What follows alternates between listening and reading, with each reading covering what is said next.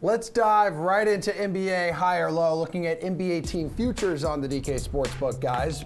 Benjamin, we're inside the Eastern Conference right now. Sixers currently sitting in the 5-hole, but have the second best odds to represent the East in the finals at plus 600. Those odds too low, too high? I mean, I think they're a little too high, especially from what we've seen from other teams so far this regular season. I think the books think that the Sixers will go into the playoffs, much like the Clippers, right? The Clippers are a team that's built for the playoffs. I think the Sixers are sort of in that same mold, where really the Sixers just need to get three-point shooting, and they sort of did enough to add that at the trade deadline. But I mean, when you have a roster that features Joel Embiid, Ben Simmons, a team that's very good defensively, a good rebounding team, a team that you probably don't want to see in a 7-game series just because of how physical they play. So yeah, I mean, I think this is a little too high. Just because obviously you have teams like the Raptors and the Heat ahead of them. You have a team like the Celtics that could be very dangerous in the playoffs. So I'm not 100% sure I would put the Sixers as the second best odds to come out of the conference, mostly because I think it's just going to be very tough. Chirag, would you put them at the second best odds to come out of the conference? Yes, I would. And the reason is I don't believe Boston has the size to match up here. Toronto lost Kawhi Leonard. I don't think they have enough collectively to get past these two studs in Ben Simmons and Joel Embiid. Embiid has missed 16 games so far this year with like various ailments, that fluke injury to his hand, just getting it caught in Steven Adams' jersey. So I think, when the playoffs lock up, the game kind of slows down a little bit. Joel Embiid and Ben Simmons have enough what it takes to challenge the Bucks. And I think they have the best odds here because if there's an injury or something crazy that happens to Milwaukee, Philadelphia would be the favorites instantly. All right, in the West, the two LA teams have the best odds to represent the conference in the finals. Lakers at plus 175, Clippers at plus 180. But the Nuggets, who currently sit in second place, are at plus 1,200. How enticing are those odds, Chirag? Not enticing at all. Okay. It's going to be a battle of LA to kind of represent the West in the NBA Finals. Even with the Houston Rockets and Utah Jazz are even more favored than these teams. Houston kind of shorted up, reportedly signing Jeff Green and DeMarre Carroll.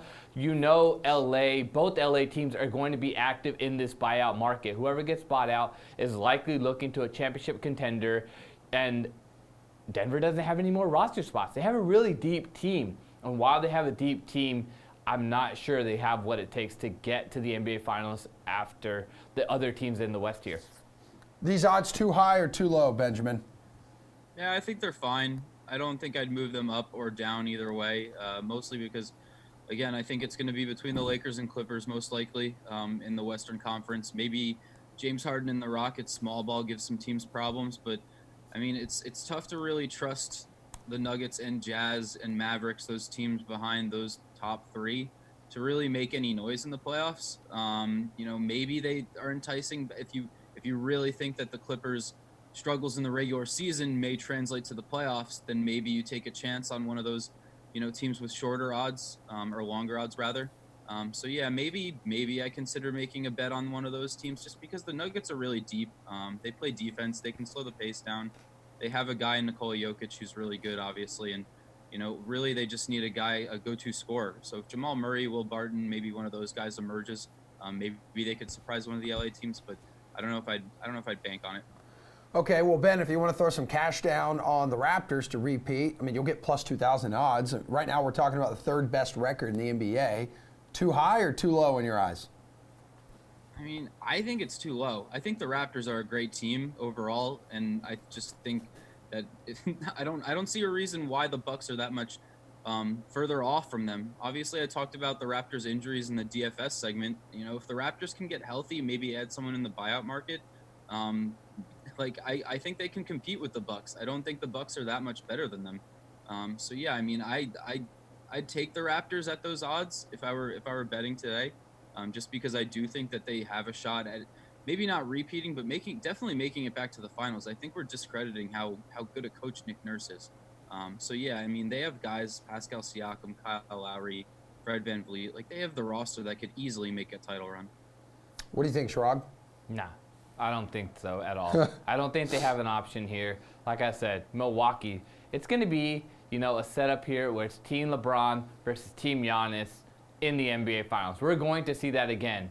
And it just makes too much sense. And I can't really spend here. Like, if you gave me the Raptors at plus 3,000, plus 4,000, okay, maybe I would consider it. But plus 2,000, while it is enticing, it just doesn't make sense when you can get the Bucks or the Sixers at better odds.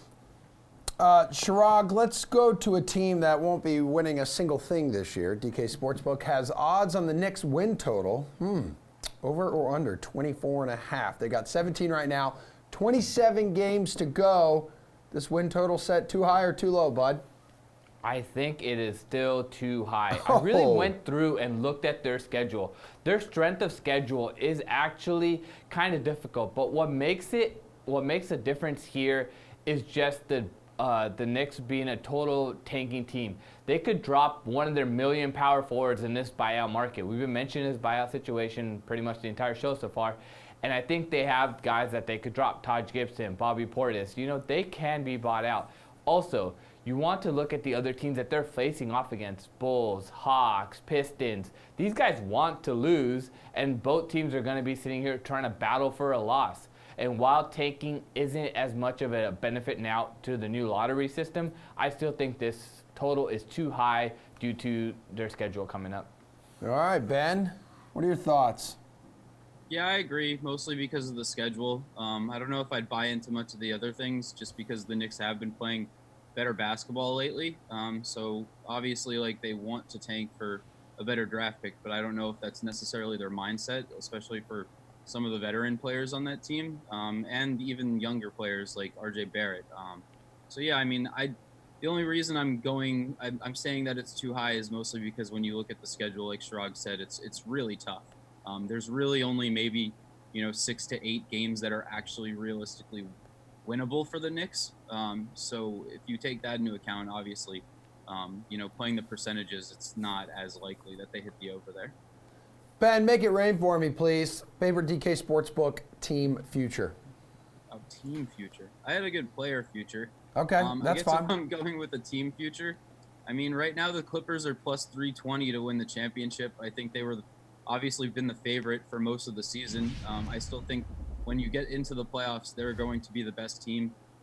We saw what Kawhi Leonard did in a game that didn't matter. Imagine looking at him playing in the playoffs again after what he did last season to help the Raptors win the title.